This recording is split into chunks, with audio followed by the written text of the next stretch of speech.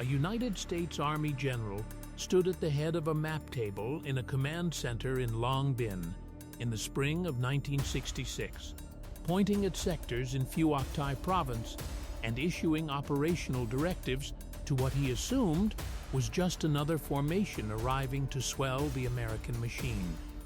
He outlined patrol routes. He specified search and destroy parameters.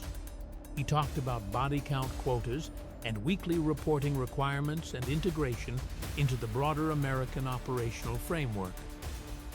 The Australian commander in the room, Brigadier O.D. Jackson, listened for a few minutes with the polished patience of a man who had been in this situation before, not in Vietnam, but in every Allied command arrangement where the larger partner mistakes cooperation for ownership.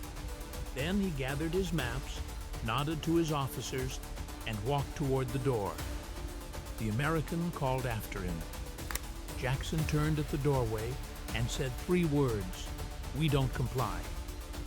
Wait, what? A brigadier from a nation contributing fewer than 8,000 soldiers to a war consuming 500,000 Americans just walked out on a United States Army colonel backed by the full weight of Military Assistance Command Vietnam? And the Australians genuinely believed they had the standing to do it?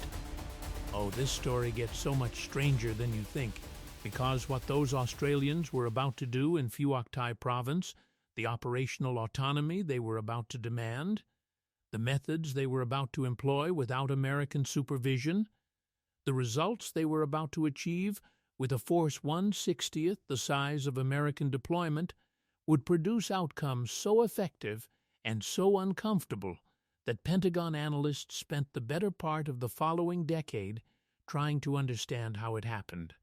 One classified assessment, written in 1970 by a Military Assistance Command Vietnam intelligence officer who had served alongside the Australians, contained a conclusion that would remain buried in archives for 40 years. 7 words that explained everything and nothing simultaneously. They fight wars we forgot how to.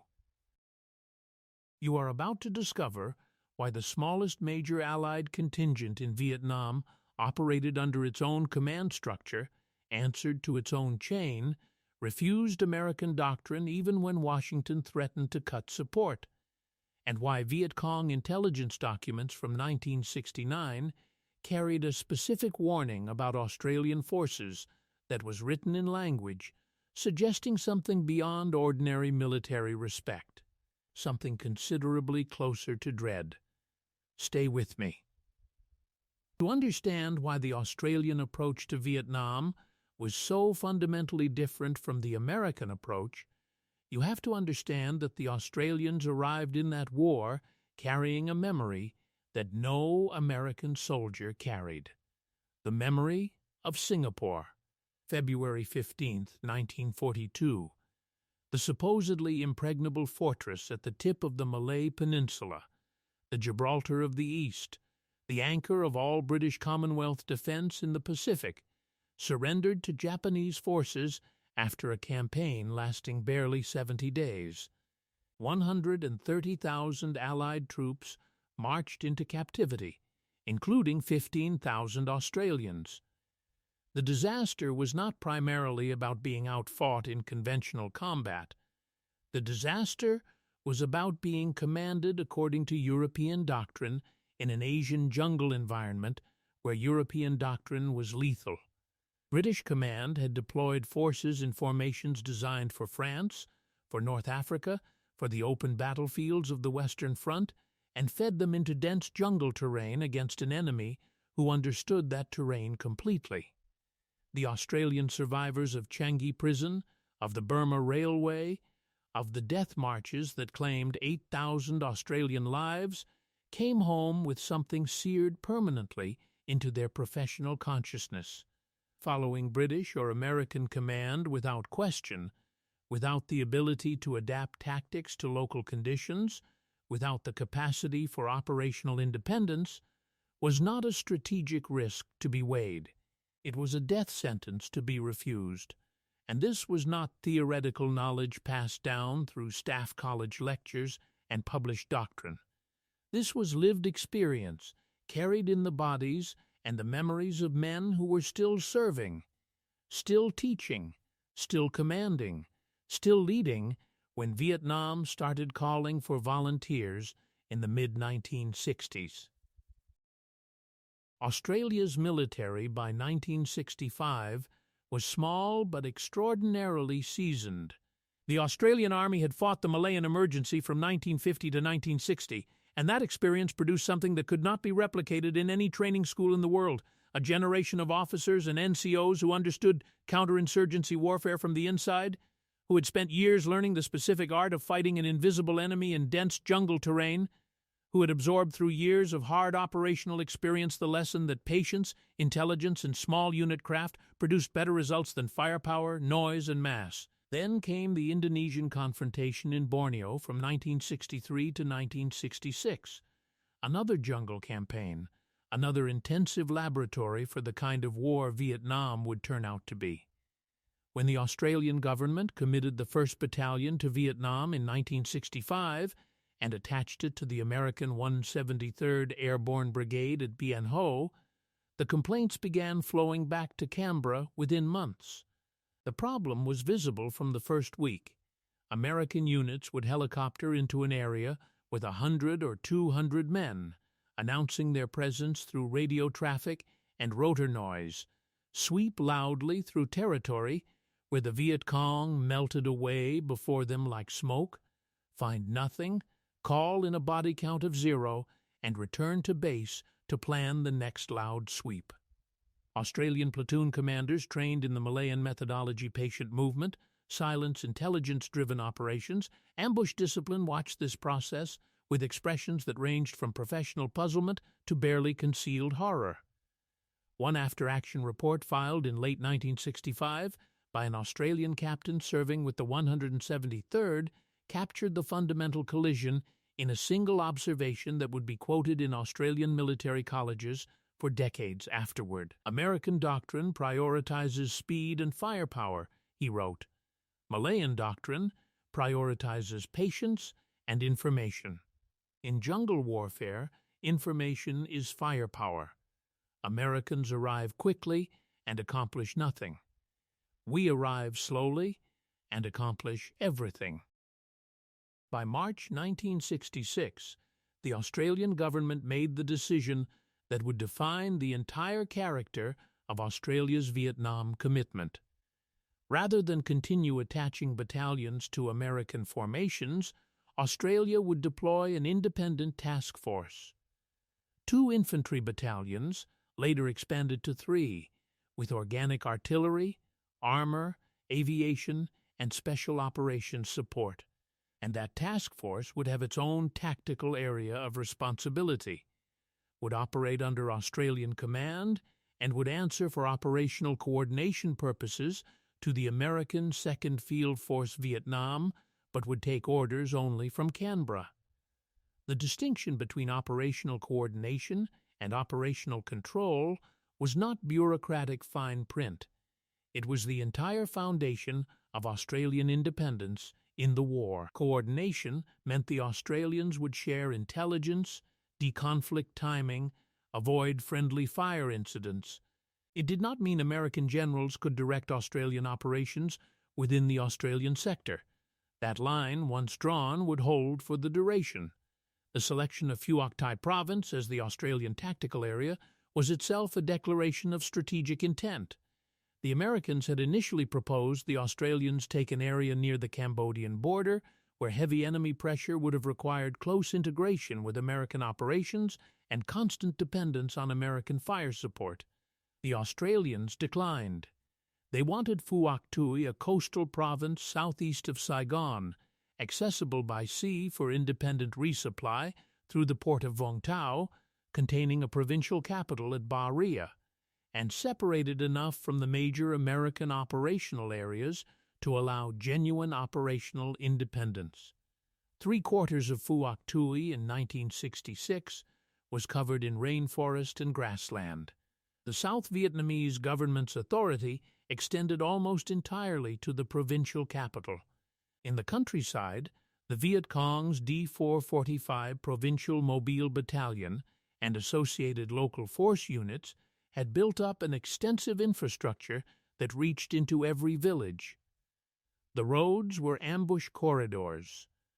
The Long Hai Mountains in the south and the Mae Tao complex to the northeast were enemy base areas that had never been seriously contested. Perfect. The Australians established their main base at Nui Dat in May and June of 1966, and from the very first week, the differences between Australian and American methods were visible to anyone paying attention. American bases in Vietnam were typically sprawling installations positioned near population centers, with priority given to logistics and easy resupply over tactical security. Nui Dat was different from the ground up. The Australians chose a location 8 kilometers north of Baria, deliberately remote from population centers. They cleared a 4-kilometer radius around the base and resettled all Vietnamese inhabitants to prevent Viet Cong observation. Unlike American installations that relied on sheer size and concentrated firepower for security, Nui Dat was designed around the assumption that the base would be attacked and needed to be defensible by the troops actually present. No one was counting on calling in support from somewhere else. You defended what you held with what you had.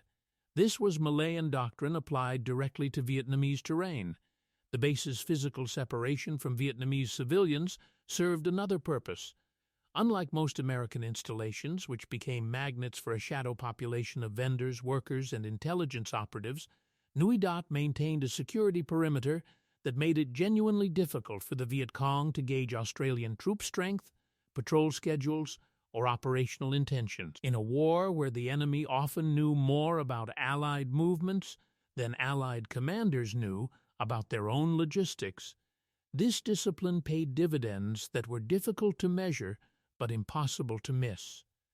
Within 2 months of establishing Nui Dat, the Australians faced the test that would either validate their approach or destroy it before it had fully formed. On the morning of August 17, 1966, a mortar and recoilless rifle barrage struck the Australian base at Nui Dat. 24 soldiers were wounded, and the base was put on alert for a ground assault that never came. The following morning, D Company of the 6th Battalion, Royal Australian Regiment, was sent out to locate the enemy mortar positions and follow the tracks of whoever had fired them. Major Harry Smith led 108 men into the Long Tan rubber plantation, 4 kilometers east of Nui Dat, following parallel cart tracks into an area where intelligence reports had suggested something was out there, but no patrol had found the scale of what was actually waiting. At around 3 in the afternoon, Lieutenant Gordon Sharp's 11th platoon made contact with a small enemy force in the plantation. They killed 1 Viet Cong soldier, and the Battle of Long Tan had begun. What followed in the next 4 hours was not what anyone had planned. The company pressed forward and found itself walking into the leading edge of a force that would ultimately number somewhere between 1,500 and 2,500 soldiers, the 275th Viet Cong Main Force Regiment, reinforced by elements of D445 Battalion. 108 Australians and 3 New Zealanders from an artillery observation team faced a force that outnumbered them by approximately 10 to 1 or more, depending on which subsequent estimates you believe. What happened next demonstrated every principle of Australian operational doctrine in the most unambiguous possible way. The company did not break. It did not attempt to withdraw in good order and leave the dead. It went to ground in the rubber trees, platoons separated and fighting independently, each section commander making his own tactical decisions, because Australian training assumed that communication would break down and junior leaders had to act without orders. Sergeant Bob Buick's 11th platoon was effectively isolated and fought as an independent unit for much of the battle. Ammunition ran critically low. The monsoon rain intensified into a downpour that reduced visibility to a few meters, And through all of it, the artillery kept firing. The Australian artillery coordination during Long Tan was not the haphazard, call for fire and hope arrangement that characterized many engagements. It was precise, disciplined, and in some moments so close to Australian positions that the shrapnel wounded the men it was protecting. This was not recklessness. It was the product of years of training that assumed Australian infantry would face situations where artillery danger close was the only option. The 1st Field Regiment and the New Zealand Battery at Nui Dat fired through rain and darkness, round after round, directed by observers who understood their own infantry's positions with the kind of granular accuracy that only comes from continuous training together.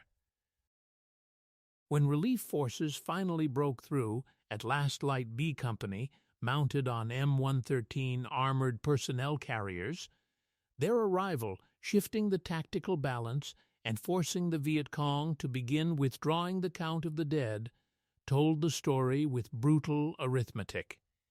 18 Australians killed and 24 wounded. 245 Viet Cong bodies counted on the ground, with blood trails and drag marks indicating many more had been carried away. A force of roughly 108 men had held against a force perhaps 20 times its size for nearly 4 hours in a monsoon rainstorm, called in artillery to within meters of their own positions, and left the enemy holding nothing but casualties.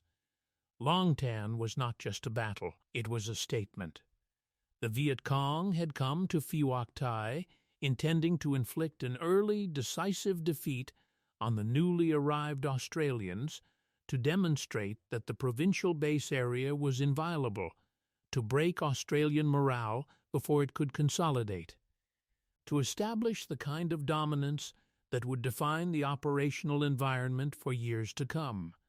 They left with their best regiment shattered and the knowledge, hardening from that afternoon forward, that engaging Australian infantry in a stand-up fight was not a profitable enterprise. Australian commanders drew their own conclusions from Long Tan. The results validated their doctrine not in theory, but in blood. Small units, superbly trained, operating with genuine initiative at the platoon and section level, supported by precisely coordinated artillery, were capable of outcomes that larger, noisier, less disciplined forces could not achieve. The lesson was not that Australian soldiers were individually superior. The lesson was that doctrine mattered more than numbers when the doctrine was right. As the first year in Phuoc Tuy stretched into the second, the Australian approach began to diverge from the American approach in ways that senior American commanders found increasingly difficult to accept. General William Westmoreland, commanding Military Assistance Command Vietnam from his headquarters in Saigon, was running a war built on a specific theory of how to defeat the communist forces in South Vietnam. The theory was attrition. The central belief was that if Allied forces could inflict casualties on North Vietnamese and Viet Cong formations faster than those formations could be replaced, the enemy would eventually reach a breaking point, the crossover point at which losses exceeded the capacity to reinforce, and the war would be won. This theory required metrics, because without measurable progress, you had no way of knowing whether you were winning or losing. The primary metric became enemy dead. Body count. The higher the number, the closer to the crossover point. The lower the number, the more urgently commanders needed to explain their inadequacy. This logic generated a specific operational style. Large formations, swept into areas by helicopter, designed to make contact with enemy units, apply overwhelming firepower, and produce a high count of confirmed kills. Search and destroy missions.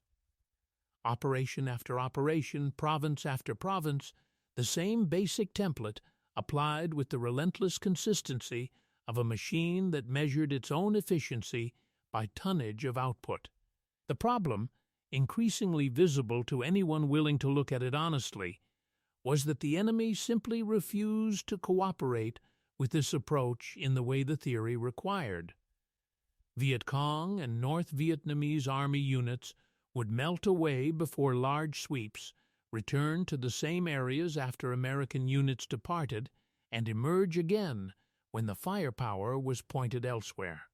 The big unit sweeps were expensive, loud, and regularly inconclusive. And the body count numbers were, at every level of command, subject to pressures that made them unreliable as measures of anything except the determination of unit commanders to satisfy their superiors. The Australians looked at this system and rejected it from the beginning. Not loudly, not through formal protest. Australian military culture did not protest loudly, but through the quiet, persistent, institutionally stubborn method of simply doing things differently in their own sector and letting the results speak in their own time. Australian operational philosophy in Phuoc Tuy was built on a different premise entirely.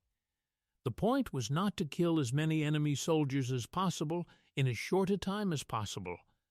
The point was to make the province ungovernable for the Viet Cong, to degrade their ability to collect taxes, recruit soldiers, maintain supply lines, conduct political organizing, and operate with the confidence that came from controlling rural territory. This required not dramatic sweeps followed by withdrawal, but patient, continuous presence. Australian platoons were constantly in the jungle, not sweeping, moving, silently, slowly, at the pace dictated by the terrain and the intelligence picture, rather than by the operational schedule of a headquarters seeking to show activity. The jungle was not a place to be cleared and evacuated. It was a workplace to be occupied indefinitely. The ambush was the central instrument of this approach. Australian doctrine taught that the ambush was not merely a tactical tool for killing enemy soldiers. It was a psychological instrument for making the enemy uncertain. Every time a Viet Cong unit moved from one location to another, there was the possibility, the real, experienced, not theoretical possibility, that an Australian patrol was watching, that somewhere in the green density of the surrounding rubber trees or jungle scrub, 5 or 10 or 12 Australians were lying absolutely still, waiting. The Viet Cong could not know where the Australians were. They could not know whether a particular track was being watched. They could not plan a movement with confidence that it would go unobserved. That uncertainty was itself a form of operational pressure, grinding continuously on enemy planning, enemy morale, enemy willingness to move openly. When Westmoreland visited the Australian task force in early 1967 and observed operations, he came away unimpressed. He described the Australian approach as very inactive. The phrase, relayed through American liaison channels and eventually reported in ways that reached Australian ears, produced a response at Australian Force Vietnam headquarters that was, by the standards of official military correspondence, close to volcanic. The Australians did not lack for activity. They lacked for the specific kind of activity that produced impressive statistics, and they were not apologizing for that. Brigadier Stuart Graham, commanding the 1st Australian Task Force through 1967, made the Australian position clear through official channels with the understated ferocity that characterized Commonwealth military objection at its most serious. His task force had been in Vietnam for 8 months. They had conducted continuous operations throughout Phuoc Tuy Province. They had achieved a kill ratio that exceeded any comparable Allied force in the country. They had reduced Viet Cong main force activity in their area to the point where enemy formations were avoiding contact, not because Australians were passive, but because the Viet Cong had learned through repeated painful experience that stumbling into an Australian patrol tended to end badly for the Viet Cong. The numbers that mattered: enemy-initiated incidents, Viet Cong presence in populated areas, security of the main supply route from Vung Tau to Saigon, were all moving in the right direction. But they were not the numbers Westmoreland's headquarters was counting, And so, from the perspective of Military Assistance Command Vietnam, the Australians were underperforming. The two measurement systems were incompatible, not slightly different. Incompatible, the Americans were measuring daily outputs. The Australians were measuring long-term trends. The Americans were counting bodies. The Australians were measuring the degree to which enemy forces could operate. These were not two ways of measuring the same thing. They were two different definitions of what it meant to be winning a counterinsurgency. The instrument that most separated Australian operations from anything the Americans could replicate was the Special Air Service Regiment, the SAS. 3 squadrons of Australian SAS rotated through Vietnam across the course of the war, and each left a trail in Viet Cong intelligence files that reads less like an assessment of a military unit and more like documentation of a natural phenomenon that couldn't be predicted, tracked, or stopped. The Viet Cong called them Ma Rong phantoms of the jungle.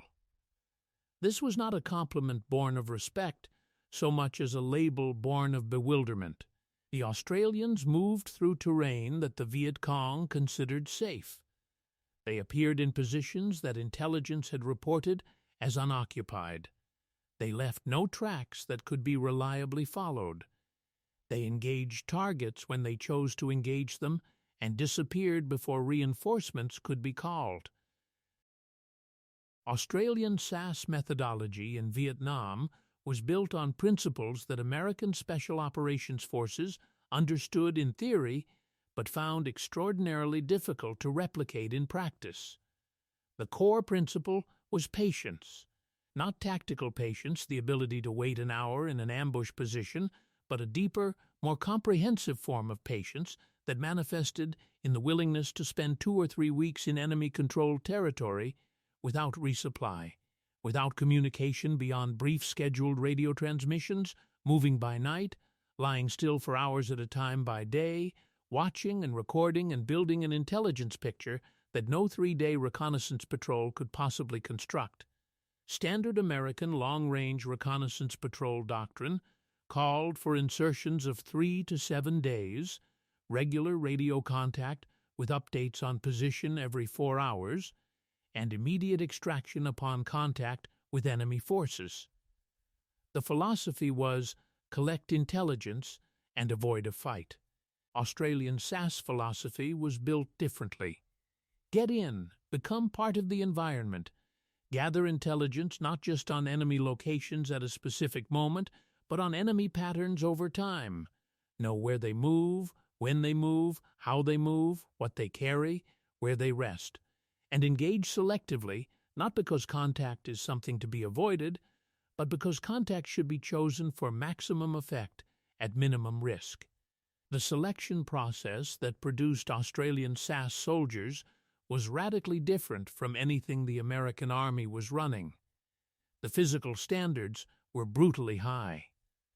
But what the selection process was actually screening for, beneath the physical endurance tests and navigation exercises, was psychological profile, specifically comfort with isolation, capacity for independent decision, making under pressure without reference to higher command, and the particular form of patience that manifests as the ability to remain motionless for extended periods in uncomfortable conditions while maintaining full tactical awareness.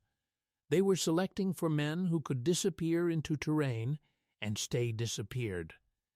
This quality could not be trained in someone who did not naturally possess the underlying temperament. A significant element of Australian SAS capability in Vietnam that American observers found both remarkable and essentially impossible to replicate was the incorporation of Aboriginal tracking knowledge. Aboriginal Australians had survived for 40,000 years in some of the harshest terrain on the planet, and the tracking skills carried by that tradition had no equivalent in Western military science. When Aboriginal trackers deployed to Vietnam as part of or alongside SAS squadrons, They brought the ability to read ground that no Western-trained soldier could read. They could determine the age of tracks from moisture content in disturbed soil. They could identify individual humans by gait patterns. They could predict movement through terrain that looked, to Western eyes, like impenetrable and unreadable green density. They could tell from changes in bird behavior and insect sound that human presence was approaching before any direct visual or auditory evidence arrived. This combination patient, psychologically resilient soldiers trained to move in absolute silence through the most difficult terrain, equipped with tracking capabilities that had no Western equivalent, produced operational results that defied the metric systems that American headquarters used to evaluate performance.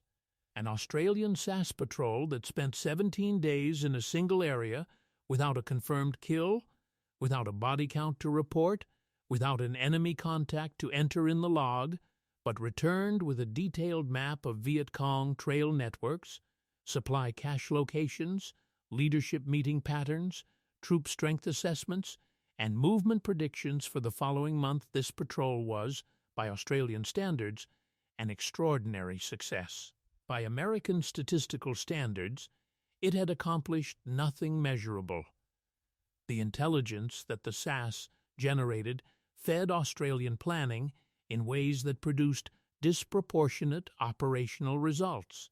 Because Australian commanders knew not just where the enemy was, but where the enemy would be, they could position ambush forces not reactively, but prophylactically. The ambush was set before the enemy moved, on a route the intelligence predicted they would use, at a time the pattern suggested they would use it. When the ambush triggered, the enemy was surprised not by chance, but by calculation. The kill ratios this produced were, by any standard, exceptional. The Tet Offensive of January 1968 changed everything and nothing simultaneously. Everything, because it shattered the narrative of progress that the American command had been building for 2 years, and demonstrated to the American public that the claimed successes of the attrition strategy were, at minimum, deeply incomplete. Nothing, because the fundamental contradiction between American and Australian operational doctrine remained exactly what it had always been. For the Australians, Tet brought an American demand that the task force deploy outside Phuoc Tuy Province in support of the larger American response to the offensive. The Australians did deploy. In May and June of 1968, the 1st Australian Task Force moved 2 battalions into Bien Hoa Province, approximately 50 kilometers north of Saigon, as part of the American Operation Ton Thang Complete Victory. What followed became Australia's largest and most sustained battle of the entire Vietnam War. Fire support bases, Coral and Balmoral, established in May 1968 on the northern approaches to Saigon, placed Australian forces squarely across the movement routes of North Vietnamese Army formations withdrawing from Saigon after the Tet operations. The 7th North Vietnamese Division was out there, and the North Vietnamese attacked. The first assault on Fire Support Base Coral came in the early morning hours of May 13, 1968. The base was not fully fortified. The initial attack overran portions of the position, including artillery gun pits. Australian artillerymen, mortarmen, and infantry fought hand-to-hand inside their own fire support base to recover positions that had been taken. 11 killed, 28 wounded in that first engagement. 52 North Vietnamese bodies left around the perimeter by first light. Over the following weeks, the North Vietnamese attacked again and again.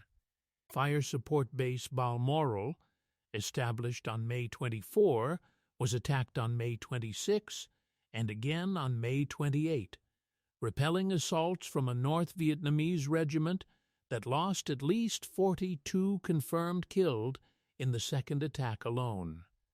Australian infantry, artillery, and Centurion tanks turned repeated regimental strength assaults into killing grounds.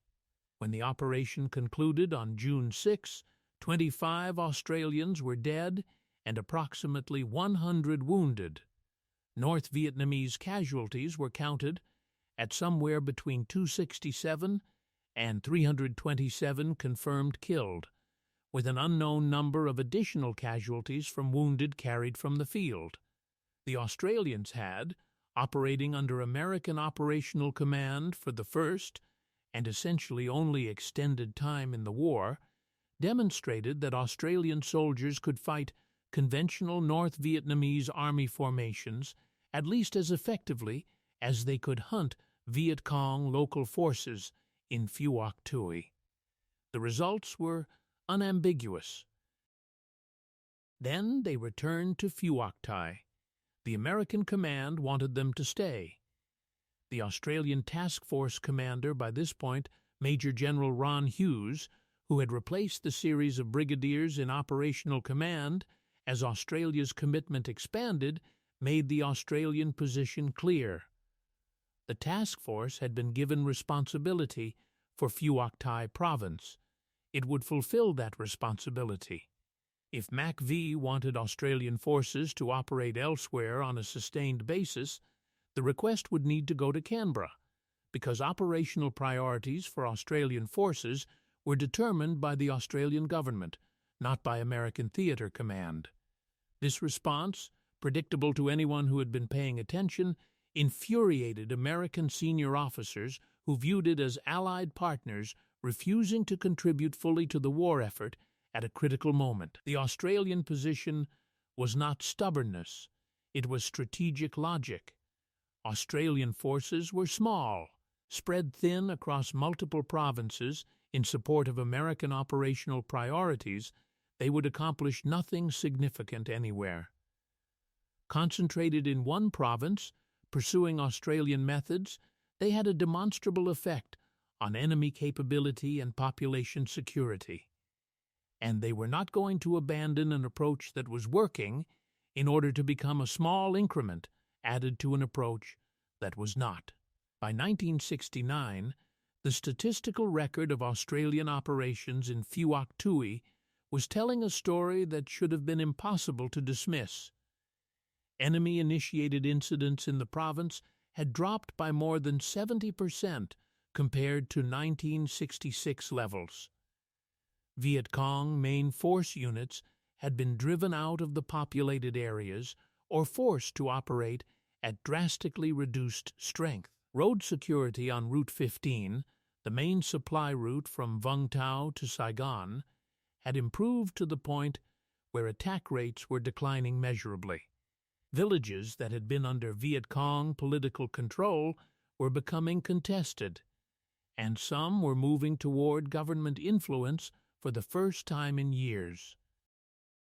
This progress was not achieved through dramatic sweeps or high body counts. It was achieved through the relentless, grinding, unspectacular application of patient presence. Australian patrols were always in the jungle, always, not in force, not with helicopters and artillery packages and pre-planned extraction routes, in small groups, moving silently, watching, waiting, ready to ambush any movement that intelligence had predicted and patience had positioned them to intercept. The enemy had no rest, no sanctuary they could be confident was truly safe, no movement they could plan with certainty that it was unobserved. And still, American criticism continued. In 1969, Lieutenant General Julian Ewell, commanding 2nd Field Force Vietnam, visited Phuoc Tuy Province and expressed his assessment of Australian operations in the bluntest possible terms. His concern was body count statistics. They were not, by his measurement, reflecting adequate activity. Never mind the reduction in enemy presence. Never mind the improvement in road security. Never mind the demonstrated degradation of Viet Cong main force capability in the province.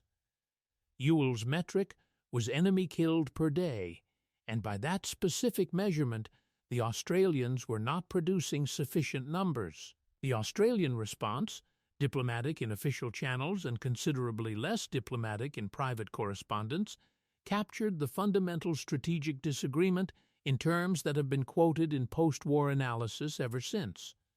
One Australian officer, in a letter that circulated widely in subsequent years, wrote with precision that cut through every layer of institutional courtesy, "American generals want to win Vietnam by killing every Vietnamese. We want to win by convincing the Vietnamese that the government side offers better security than the communist side. These are not compatible strategies, and we will not abandon ours to satisfy American statistics." The incompatibility was real. American strategy at its core was built on the assumption that a war could be won by destroying enough of the enemy's military capacity.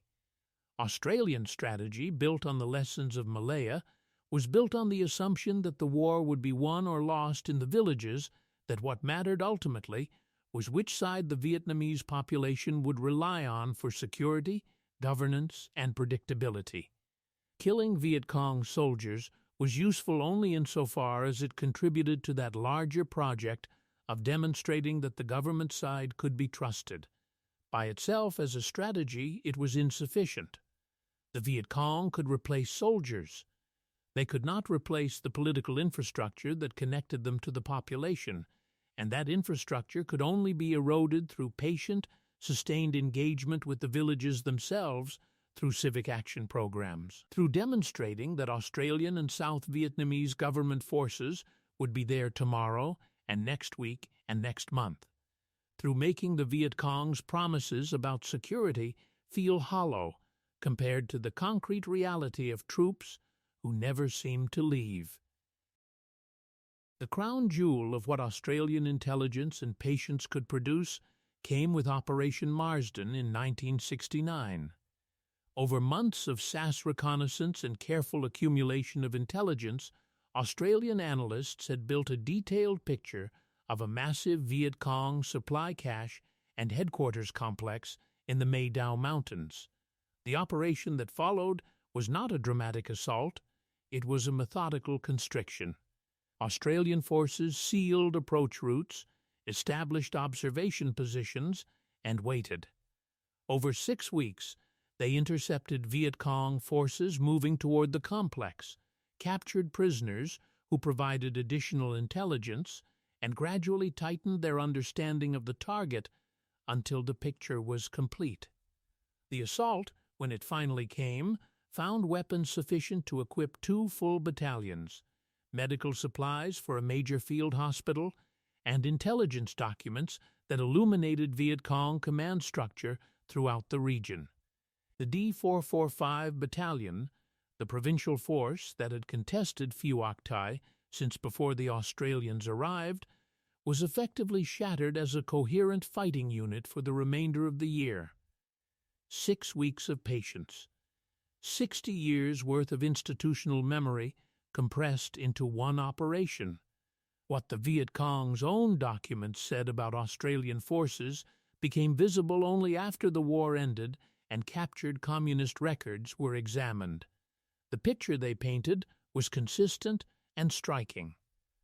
Multiple Viet Cong and North Vietnamese Army documents referred to Australian troops with a specificity and respect that American forces did not typically generate. They noted that Australian patrols moved silently and appeared without warning. They observed that Australian forces did not clear areas and depart; they remained indefinitely, making sustained operations in Australian-controlled territory not merely costly, but strategically impossible to plan around. A North Vietnamese Army Regimental Operations Order from 1971 contained a passage that summarized the enemy's position more clearly than any Allied assessment.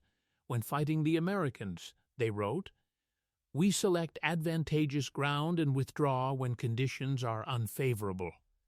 When fighting the Australians, We avoid contact if possible. They are patient hunters who do not clear areas and leave. Patient hunters who do not clear areas and leave.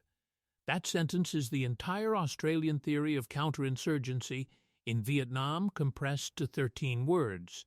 The enemy understood, even when Allied command headquarters did not, what made the Australian approach fundamentally different. The Americans were temporary. The Australians were not. American operations ended. Australian presence continued. Viet Cong forces could endure the American sweeps. They could not endure the Australian occupation of their operating space by forces that seemed to have no intention of ever going anywhere. The choice to call the Australians Ma Rung Phantoms of the Jungle was partly practical description and partly something more visceral. There is a particular psychological pressure that comes from operating in territory where an invisible enemy might be watching from any direction at any moment. It degrades planning, degrades confidence, degrades the willingness to move freely. The Australians understood this pressure and deliberately cultivated it. SAS operations were not simply intelligence-gathering missions or ambush platforms. They were psychological operations conducted through the medium of demonstrated presence. The playing cards left in enemy positions overnight, the bodies positioned to suggest they had been killed in complete silence, without anyone knowing it had happened. The trails that showed Australian passage where no Australian should have been able to go. These were messages addressed to Viet Cong commanders who were trying to maintain the confidence of their soldiers in terrain that had been theirs before the Australians came. The messages said, "We are here. We were here last night. We will be here tomorrow. You cannot find us, and we can always find you." The SAS achieved kill ratios across their Vietnam deployments that exceeded 30 to 1. They conducted hundreds of patrols, many of them lasting 2 to 3 weeks in enemy-controlled territory, with a casualty rate that was extraordinarily low by any measurement. They did not achieve this through superior firepower or superior physical conditioning alone. They achieved it through a philosophy of operation that treated information as the primary tactical resource, patience as the primary tactical virtue, and the ability to disappear into the environment as the primary tactical capability. None of this was replicable at scale, and American observers who spent time studying Australian SAS operations acknowledged this with varying degrees of grace. You could learn the techniques. You could not learn the selection, the training culture, the institutional memory, or the 40,000 years of Aboriginal tracking knowledge that underpinned the most extraordinary intelligence capabilities the Australians brought to the jungle. The Australian commitment to Vietnam began its withdrawal in 1970, driven by the politics of the Nixon Doctrine and the Australian government's growing reluctance to sustain a war that was becoming domestically untenable. By December 1971, the first Australian task force had departed, handing Nui Dat over to the Army of the Republic of Vietnam. The province they left behind was measurably more secure than it had been when they arrived in 1966. Enemy activity was low. Road security had improved substantially. Government presence had extended into areas it had never reached before. Viet Cong main force units were significantly degraded. After the final Australian withdrawal, the Viet Cong infrastructure that had survived in the villages began to rebuild. North Vietnamese forces that had avoided Phuoc Tuy during the Australian occupation returned. The gains were not permanent, because no gains in Vietnam were permanent. But for the period of Australian presence, Phuoc Tuy had demonstrated what patient, intelligence-driven, population-focused counterinsurgency could achieve with a brigade-sized force. The Americans spent decades arguing about what went wrong in Vietnam. The argument circled around Westmoreland's attrition strategy, around the body count system, around the failure to win the population, around the strategic miscalculations in Washington, around the political constraints that prevented decisive military action. All of these arguments contain truth, but embedded within the historical record of the Australian experience in Phuoc Tuy was a different kind of answer, not a comprehensive explanation for why the war was lost, but a demonstration that there had been another way to fight it.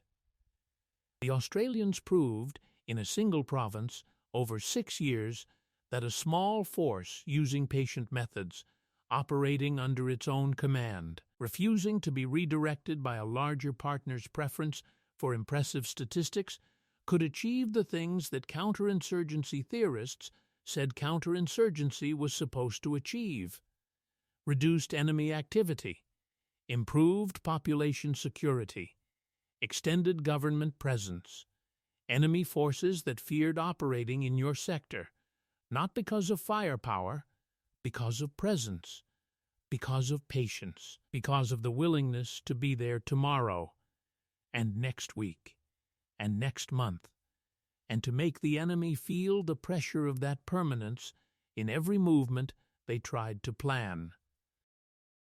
General Westmoreland fought his war with 500,000 men, hundreds of thousands of tons of ordnance, the most sophisticated military logistics system in human history, and a theory built on the conviction that enough firepower could defeat any enemy. He fought it across every province, every core tactical zone, every contested terrain feature in South Vietnam. He measured his progress in bodies counted, and artillery rounds fired, and helicopter sorties flown. The Australians fought their war with 8,000 soldiers in one province by a method that produced no impressive daily statistics and generated no memorable battle maps covered in unit symbols indicating aggressive sweep operations. They fought it with patience and silence and the accumulated institutional memory of men who had learned in Malaya and Borneo that the jungle rewards those who become part of it. 2 wars, same country, same enemy, profoundly different approaches, and in Phuoc Tuy Province, on the southern coast of South Vietnam, in the rubber plantations and the dense scrub and the mountain base areas where D445 Battalion had once moved freely, the patient hunters left their mark in the only way that ultimately mattered. The enemy was afraid to be there. When Brigadier Jackson walked out of that briefing room in Long Bin in 1966 and said 3 words, "We don't comply," he was not being insubordinate. He was not being disrespectful of the alliance or dismissive of the American effort. He was doing something that is extraordinarily rare in coalition warfare and extraordinarily difficult. He was insisting that his force be allowed to fight the war it actually knew how to fight, rather than the war its larger partner preferred it to fight. The classified assessment written in 1970 that called Australian forces people who fight wars others had forgotten how to fight was not wrong. But it was incomplete. The Australians had not forgotten any war. They had learned a specific kind of war, in a specific kind of terrain, against a specific kind of enemy, through years of operational experience that had no shortcut and admitted no substitute. And when Vietnam came, they brought that knowledge into a province that needed exactly what they had to offer, and they refused to let anyone take it away from them. 3 words, a walk out of a briefing room, 6 years of quiet, patient, extraordinarily effective combat. A province left measurably more secure than it had been found. Your war is not our war. And in Phuoc Tuy Province, that difference was everything.